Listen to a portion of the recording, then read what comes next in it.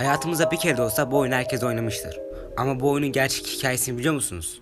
Bilmiyorsanız bu videoyu sonuna kadar izleyin. Subway Surf'teki bu çocuk aslında gerçek hayatta her yeri spreyle boyayan bir çocuktu.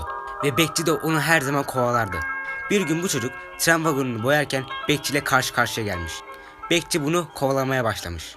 Çocuk da kaçmış ama kaçarken bir trenin altında kalmış ve hayatını kaybetmiş. Sonra bu çocuğun babası da onu unutmamak için böyle bir oyun tasarlamış.